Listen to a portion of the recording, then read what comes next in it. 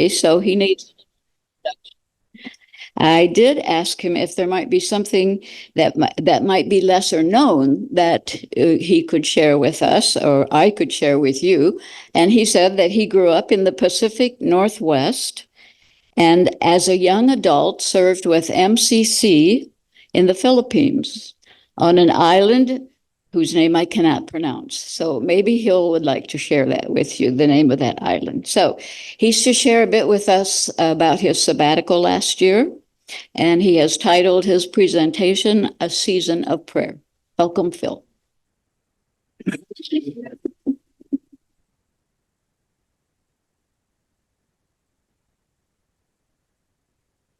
Thank you, Marty, and thanks to all of you at Sojourners for having me here. It's always a treat to be with you.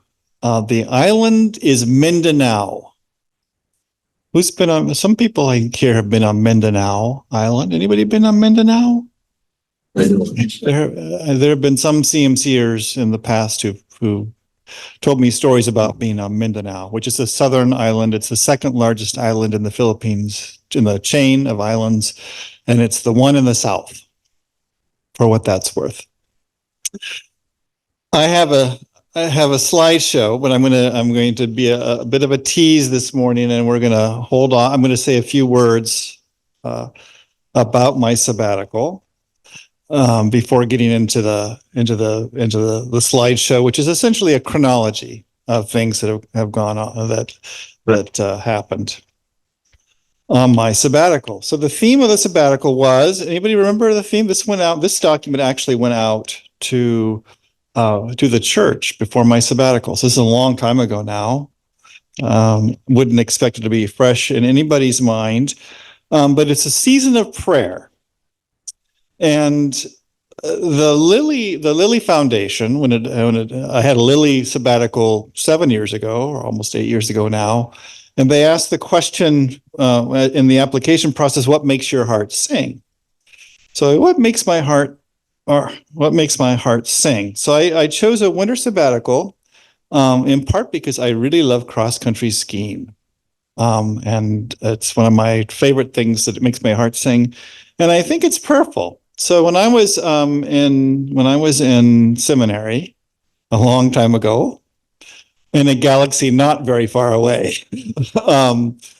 I did a paper for Ruth Krall. I know some of you would remember Ruth Krall, who taught here at Goshen College. She was Marcus Smucker was on sabbatical, and so she was teaching pastoral care and counseling. And she wanted us to do something on I don't know what it was. I don't even remember what the assignment was exactly. Isn't that funny? I can't remember. I could probably go find the paper in my files. I didn't. I'm just going from memory here. But it was. I talked about how cross-country skiing was a prayerful experience for me, and so that became kind of a seed for this sabbatical, the sabbatical that I took last year. The other activities that I identified, so this is the document that I wrote before the sabbatical to kind of hold me accountable to doing these things, was praying the daily office.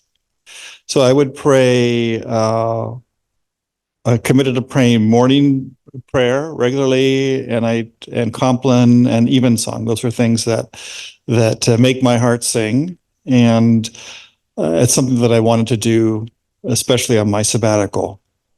Reading and writing. I did some writing and a lot of reading. I was going to bring in my copy. You'll see it on the slideshow of A Secular Age. Charles Taylor's book, A Secular Age. Anybody read A Secular Age? If there's a classroom where there would be people that have read A Secular Age, this would be it. Anybody familiar with that book? It's like this. It's like this major sort of work. I guess you'd call it philosophy. That I'd been wanting to read. That it came out, I think, in 2008, and I've been wanting to read it for years. And I thought, if I don't read that book now on this sabbatical, I will never read it. And so that was a commitment that I had. And baseball was another piece of the sabbatical. I wanted to go to baseball games. So So as April came, April was a part of the sabbatical, and you could start going to baseball games again, and walking. Walking is I think, a very prayerful kind of reflective activity. And I wanted to spend significant time with close friends and family. So those were things that were important to me. And I have this I wrote this down once on this little slip of paper. You ever do that? You just write something down when you think of something and just like scribble it on there, and then you look at it later and think, oh, if I can read that. This is what came to me. So a sabbatical, of course, is a kind of Sabbath. If you have like one day a week, you have a Sabbath day, a day dedicated to God. A sabbatical is a season that's dedicated to God. And so the season of prayer became kind of a season in my mind dedicated to God. This is what emerged for me during the sabbatical. This was not I kind of set it up for this to happen, but I didn't really know what I was getting into. And sabbaticals, Sabbath is something that we often think of we talk this way in our society, the way that our society is, that we take a sabbatical so that we can rest up and be better people, or so that we can work harder or with more clarity, or be renewed for the really important things of life, which happen Monday through Saturday.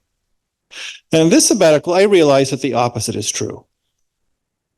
That in fact, the purpose of life and the meaning of life is to be found in sabbatical, in the space of sabbatical.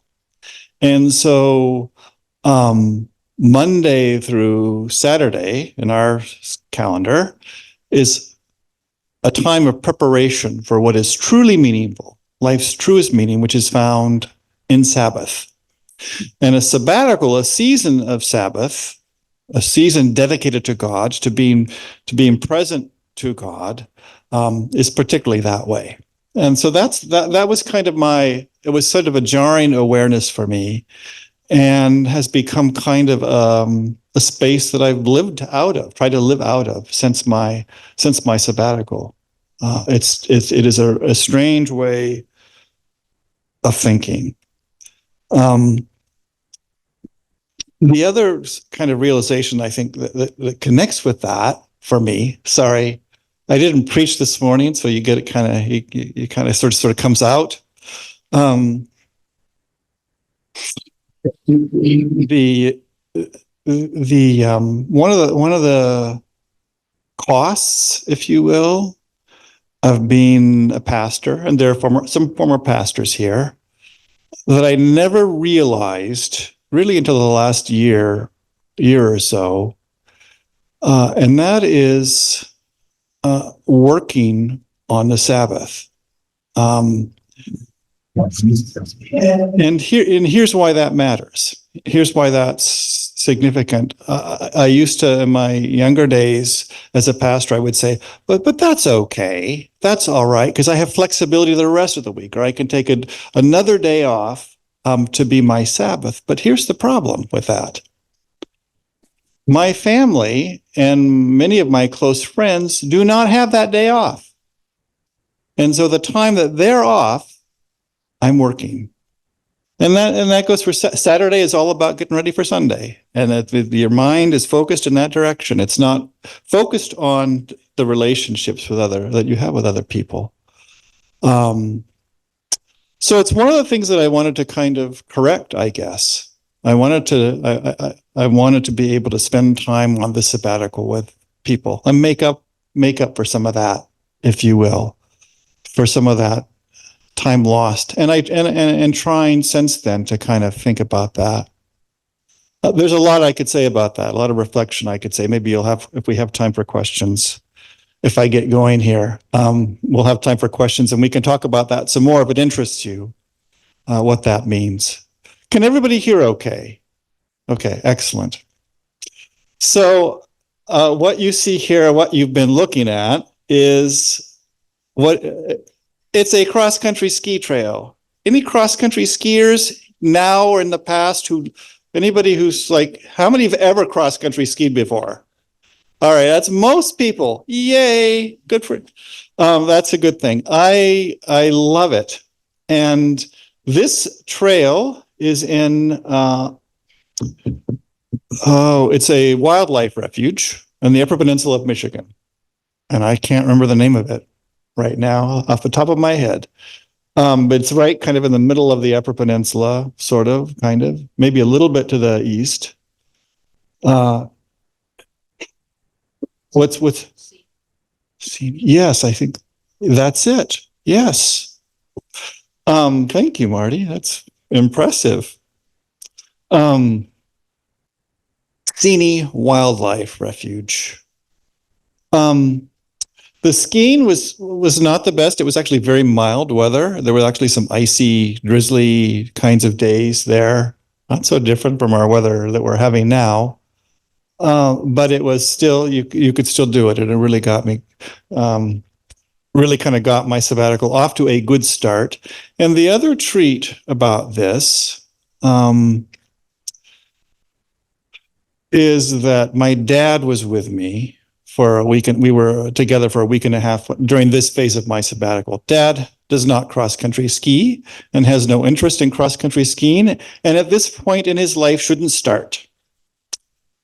But he was with me and helped with dog wrangling, and it was a real treat. Dad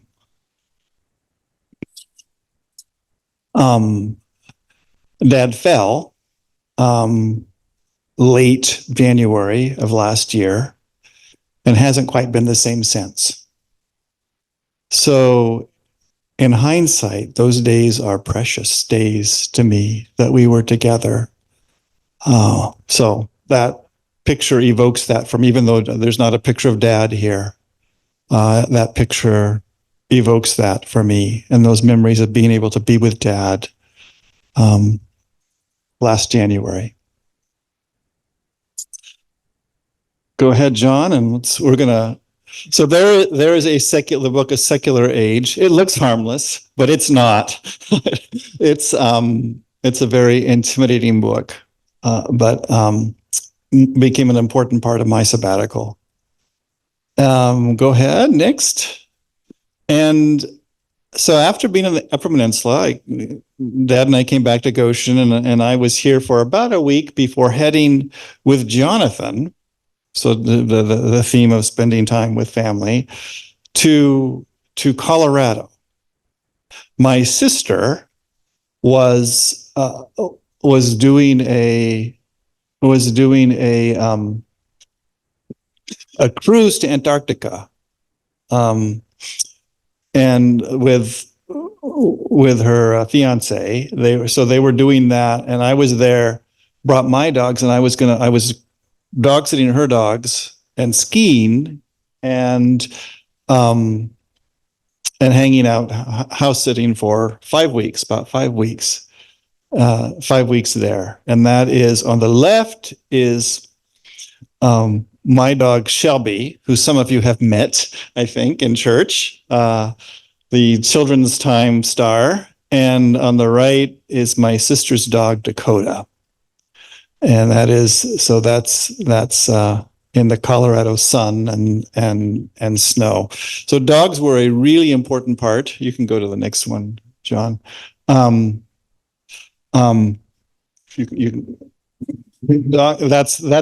the view from my sister's deck. So that was a treat, obviously. So dogs were a significant part of the sabbatical, and there'd be a lot of dog pictures. You can just kind of run through these next 4 or 5. There's Dakota again. Go ahead. Another one of Dakota.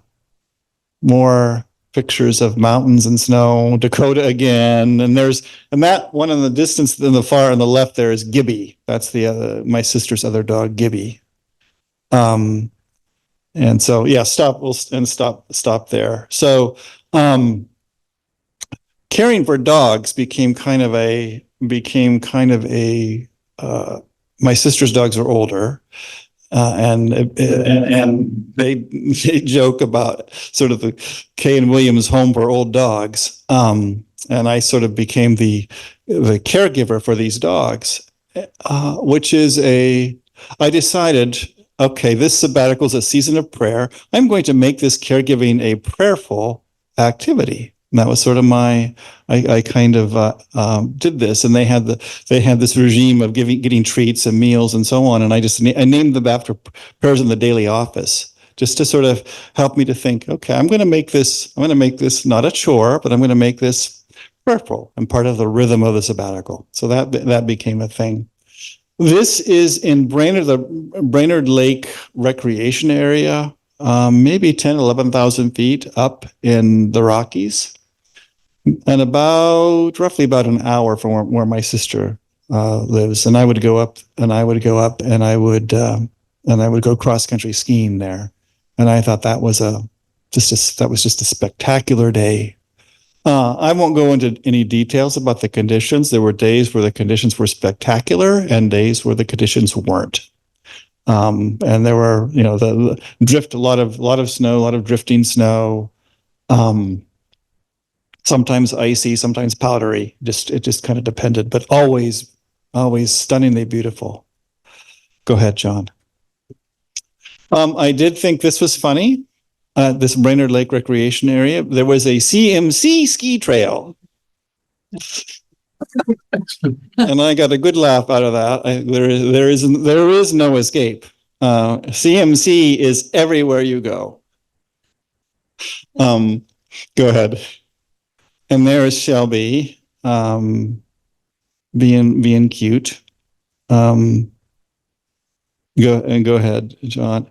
While I was in Colorado, Lucas had a concert at Souter. It's my son Lucas. That's a screenshot that I took while watching the concert. Anyway, that was a kind of a special thing. I should say that Jonathan flew back then. Jonathan was with me about a week and then flew back. And then I was by myself with the dogs for maybe 3 weeks.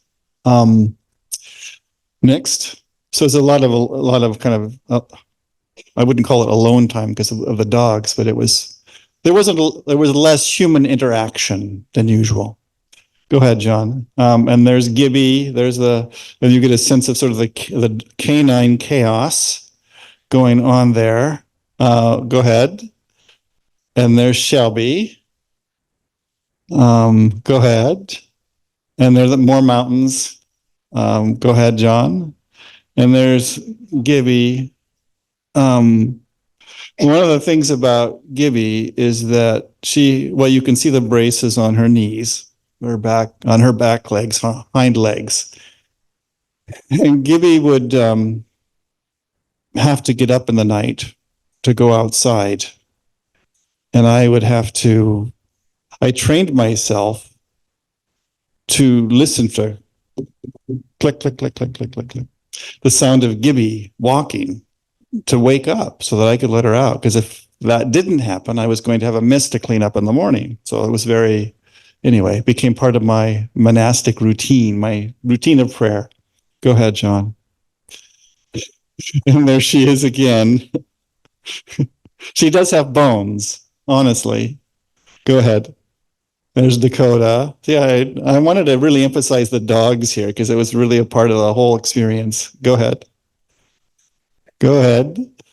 And this is in Rocky Mountain National Park. You can see, again, beautiful every day. Go ahead. Keep going. And then Doug Kaufman, some of you know Doug, was a good friend of mine and ski buddy. He flew out. And so we spent some time together skiing. And that's Josh, my other dog, my less famous dog, Josh, right there. Boy, Josh has gotten white since this picture in the last year. Go ahead. And there we are in Rocky Mountain National Park, skiing. Having a good time. Go ahead. More pictures of of Rocky Mountain National Park. I think you would agree, prayerful. Go ahead. And there's my sister got back from Antarctica, and Dakota was very happy. Dakota was like an 80-pound dog. So go ahead. And then Lucas came out to spend some time. And there's Lucas with his good friend Shelby. Go ahead. There's my sister with Shelby. Go ahead. And there's Doug, the abominable snowman, Doug. When you see him, you can tell him. Go ahead. And then we all piled in and drove back to Indiana, Crossroads of America. And that sign, they've changed the sign, haven't they? Anybody been through there since then? I don't know. The last few months they changed the sign. What does it say now? Crossroads. Anybody? All right. Next, go ahead. And then I went to this is in Cambridge. This is at a pub in Cambridge. And so I came back and was here for again about a week in between, kind of getting caught up and then getting ready to go. And I was in Britain for 3 weeks. And one of the things that I enjoy about Britain is cask conditioned ale. I don't know if anybody knows what cask conditioned ale is or what that means or anything like that, or cares, but some people might, and I care. So, and since I'm sure this is an important part of my sabbatical, I'm going to describe it. So cask conditioned ale is a particular way of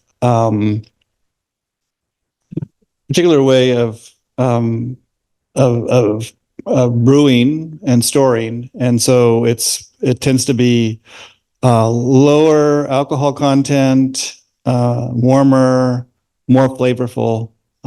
It's really kind of a unique thing associated with Britain. So that was this was in Cambridge. And Richard Kaufman and I were traveling in the UK together. We were in Cambridge for 3 days and London for a week. And so some of these pictures will be through those times. Go ahead, John. It was a short trip. Go ahead. There we go. So this is in Cambridge. And this would be part of the chapel at King's College here on the left. Go ahead. And there you can see, you can just run through some of these here. So one of the things about, again, praying the daily office was a chance to do choral evensongs. So we spent a lot of time going to choral evensongs in churches in and around Cambridge. Go ahead. And there's Me by King's College. Go ahead. And there's Ely Cathedral, and Ely, not far from Cambridge, and there'll be more shots coming in of Ely Cathedral. Go ahead, John. Just that's the center part on the outside. Go ahead.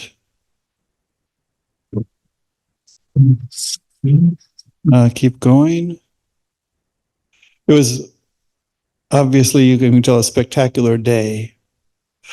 And generally we were very fortunate with the weather the 3 weeks we were in Britain. And more on that coming up. Go ahead. We'll just run through this. More, just lots of cathedral shots.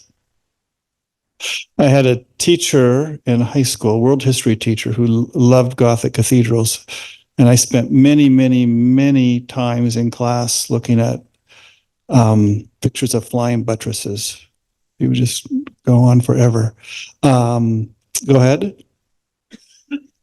Go ahead. That's looking straight up at that centerpiece that you saw on the outside. Go ahead. And that's me, obviously. Go ahead. I find those the vaults, those vaulted ceilings just to be stunning. Go ahead. And now this is in London. So from Cambridge, we went to London. Go ahead. And so these are pictures. So one of the first things I did when we got to London is we got in there in the evening, and we stayed maybe about 5 miles from central London, and I went into central London and walked to St. Paul's all the way to St. Martin's in the Fields or Westminster. Maybe it's a mile or two, just to walk the city at night. Keep going. That's the spire. It's the dome at St. Paul's Cathedral. Maybe the Shard, the Tower Bridge there. Go ahead. Keep going. St. Paul's. St. Martin's in the Fields. And that's the Airbnb where we stayed in Putney. Richard Kaufman and I. Richard is still with me here. So the we is going to be shifting, but that was the two of us were together then. Keep going. Familiar sights here. Keep going. One of the things that happened while we were there is a tube strike. The subway went on strike, and it was gridlock. So I was on a bus that wasn't moving, and shortly after taking that picture, I got off the bus and sort of just walking because you couldn't get anywhere. There was also a protest going on. And so between the protest and the tube strike, traffic in central London was just at a standstill. But it was also like a holiday. There was sort of a holiday, like nothing.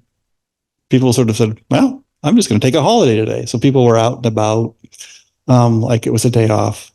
Keep going. And all of a sudden, we've shifted to Scotland. And this is in Melrose. So significant part of the sabbatical was walking St. Cuthbert's Way, or at least a significant portion of St. Cuthbert's Way, which is a pilgrimage walk from Melrose. This is Melrose. And this is Melrose Abbey, ruins of Melrose Abbey.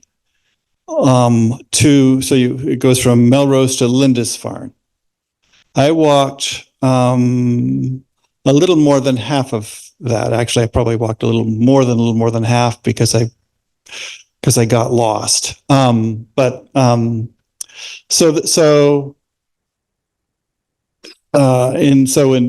took me 2 days to walk that. St. Cuthbert. Anybody know St. Cuthbert?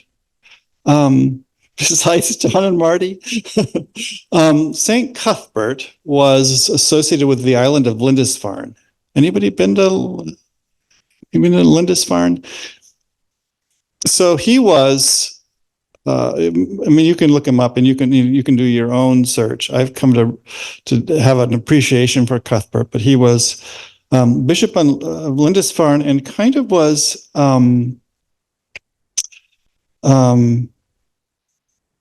The central figure to people in northern England and southern Scotland. And he was really, for a long time, was kind of the patron saint of England. And one of the King Edwards decided that this sort of mild-mannered, kindly monastic could not be the patron saint of England. We need somebody who's a little bit more militant. And so that's when St. George, the dragon slayer, became the patron saint of England. But Cuthbert's story is mostly comes to us through the Venerable Bede. And he died at Lindisfarne. And in the period of the Viking raids, the monks on Lindisfarne decided we're gonna leave, and we're gonna take Cuthbert's body with us. So one of the things about Cuthbert is that his body was uncorrupted. So that's one of the sort of stories about him. And they took his body, and I mean, this would have been 100, 200 years of transporting his body around northern England until finally they settle in Durham Cathedral, and Durham Cathedral becomes kind of a final resting place for Cuthbert. So it's kind of he's a major pilgrimage kind of figure. If you see, some of you, anybody been to Durham Cathedral? One of my regrets is that I didn't get to Durham Cathedral on this trip. It would have made perfect sense in hindsight. It didn't. But for whatever reason, I didn't.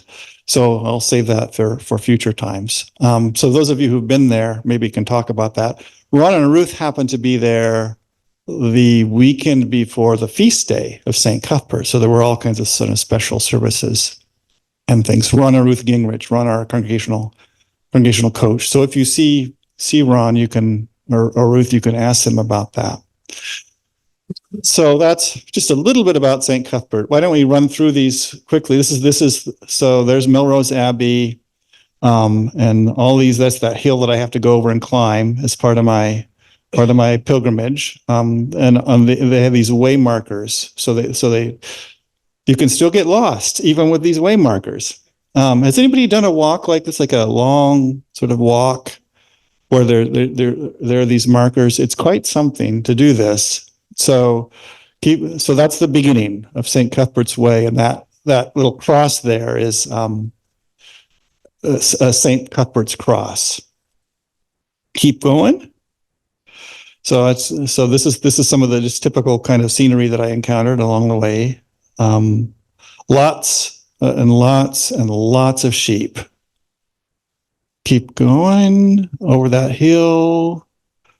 Looking back at Melrose Abbey. More sheep, more pasture, more. I mean, it's just this was the sort of the general vibe. You can see in March in southern Scotland.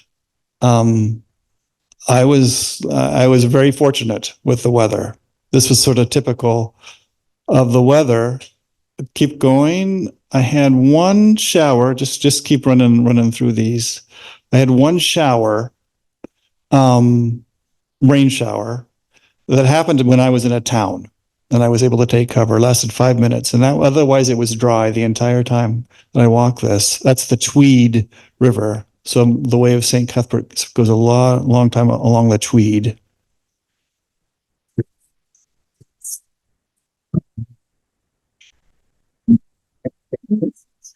And I found some haggis potato crisps. If you haven't had haggis before, that's something to try. Go ahead. And that is Jedburgh Abbey, which is part of the way. Go ahead. And that's looking back. That's where I came from. Those hills in the distance. Keep going. Just a lot of this, and finally I get to Wide Open Hill, which is the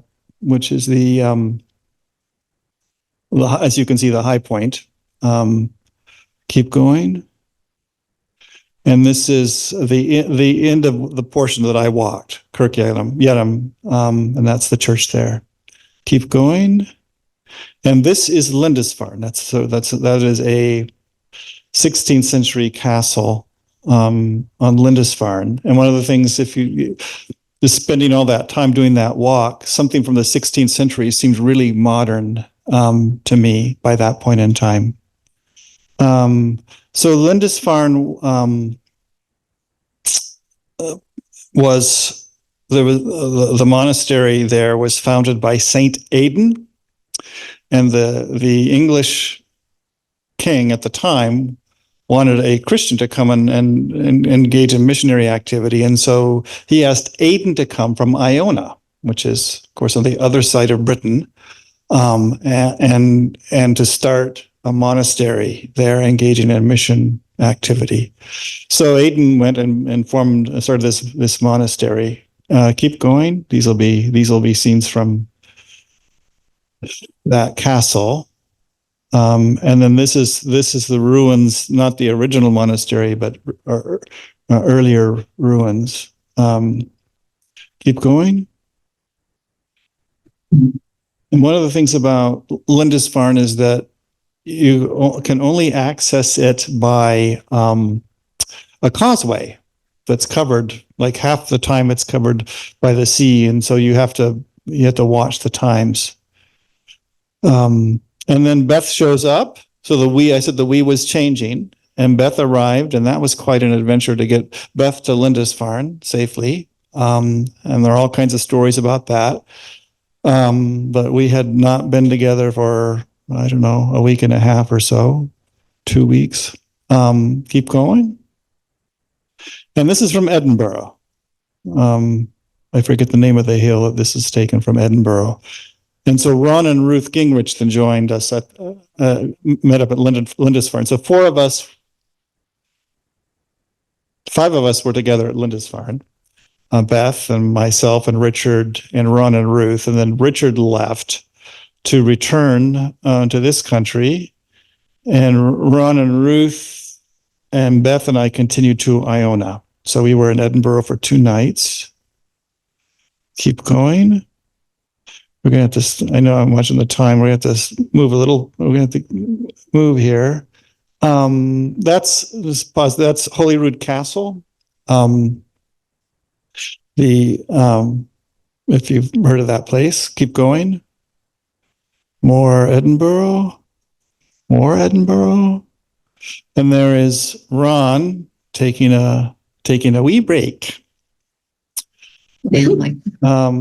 And that is St. Giles Cathedral in Edinburgh, where John Knox preached.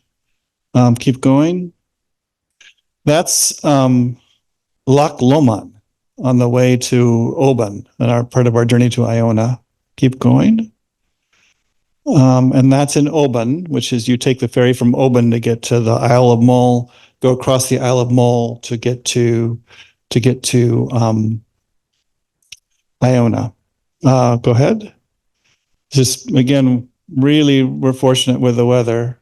Keep going. In Iona, they had signs there for people to look out for. And Ron and Ruth were great sports and willing to take that picture there. And there's our rainbow in Oban yet, near where we stayed. Keep going. And that is looking out to Iona. That's from the Isle of Mull in the ferry area. Keep going. And you can see Iona Abbey there on the left. Keep going. And there's Iona Abbey, and that's St. Martin's Cross in front of the Abbey. St. Martin's Cross dates to about 700. Some people think maybe that was the first Celtic high cross, certainly one of the earlier ones. Keep going. You can see the carvings, and we have, again, beautiful weather at Iona. Keep going. So these will just mostly be pictures of in around Iona. That's the North Beach at Iona. That's something. And that's looking out to, what's that island?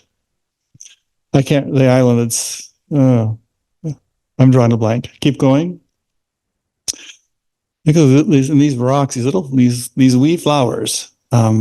Keep going. Keep going. You can't quite see to Ireland, but you can see a long ways. And that's looking southwest. Keep going. So you can see that's on the left, there's the Isle of Mull, and then off in the distance is, and my Scottish geography is escaping me. Keep going. Keep going.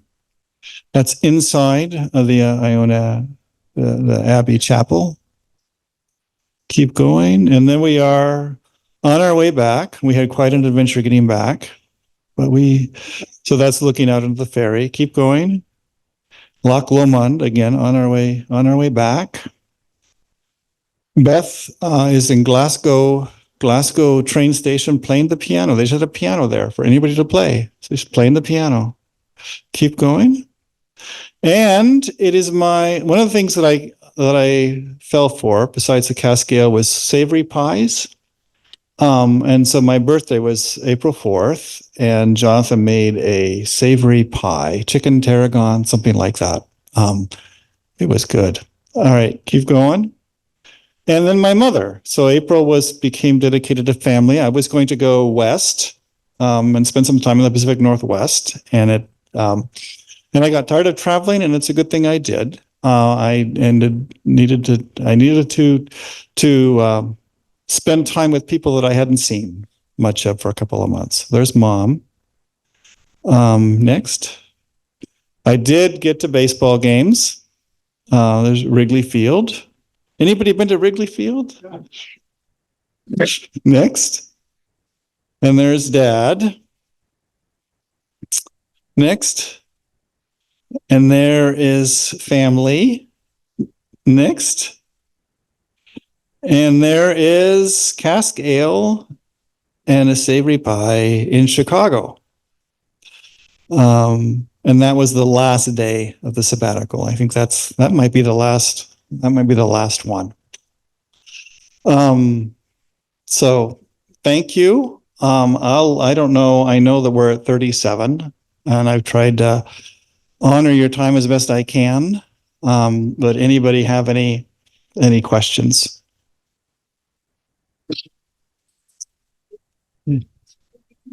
When you were there in England? In England? I don't think that they were. I don't know. Maybe they would passed. It was, so I said, we had good weather. We did have some showers every now and then in London, and in Cambridge, we had a really heavy wet snow our first morning. And we walked into it. We were going to morning prayers. At one of the churches there, the Great St. Mary's Church, and we had the snow coming at it. We were just caked with this wet snow. There were daffodils. There were daffodils then. I remember that. I remember thinking there's just snow. Urban. Sort of a pilgrimage site for Christians. You were there. What kind of program did you find? So one of the strange things, and this led to travel issues for us, is that we were there at the tail end of the off season. So everything was geared, and it was the pilgrimage sort of things were not geared, but we stayed at the Abbey, which is run and managed by the Iona community. They don't own it per se.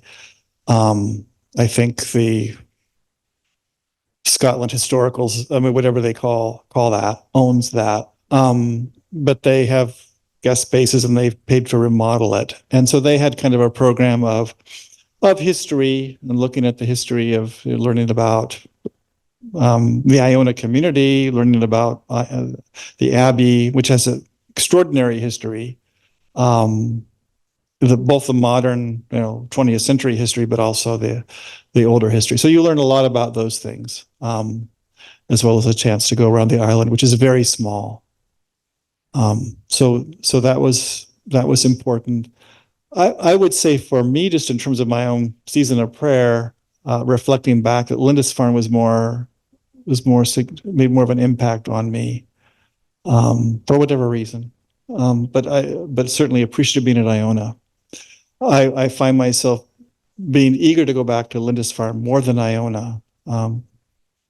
Part of Iona is that it is so hard to get to.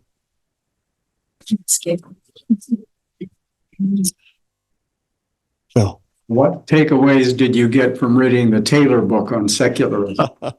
Well, that probably is going to need to be another conversation with Sojourners. For me, so he asked, what takeaways do I have from reading Charles Taylor's A Secular Age?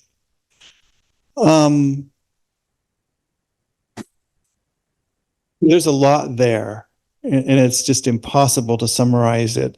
For me, I think what is significant is so my kind of this is the way that I'll say it, make it personal. This is the impact it had on me. That kind of realization that the purpose and meaning of life is sabbatical. The purpose and meaning of life is being with God, is seeking God, is knowing God and being known by God. We don't know God or experience God to function better in our society. And I think the takeaway for me from Taylor is that is in fact, that unfortunately is the way that we are taught in our world. Everything's geared towards functioning better in our workaday world, being better people, being better, self-improvement, all these things that are geared towards a secular purpose. That's just the norm. Whereas at one point in time, most societies in history, in fact, haven't functioned that way. Most societies in history had kind of a sacred purpose or a sacred understanding of life's meaning. And that's been sticking with me. I've read Andrew Root, who teaches at Luther Seminary in St. Paul, Minnesota, is a prolific writer. He must write like 5 books a year or something. I don't know. It seems like you can't keep up with it. But he's written a series of books. I think it was originally supposed to be 3, and now I think it might be up to 7, but because he just writes.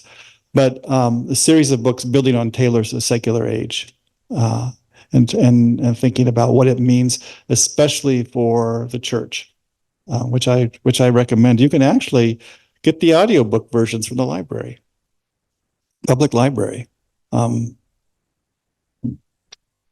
So yeah, we'll have to have coffee sometime, Phil, and have a longer conversation about that if you're interested.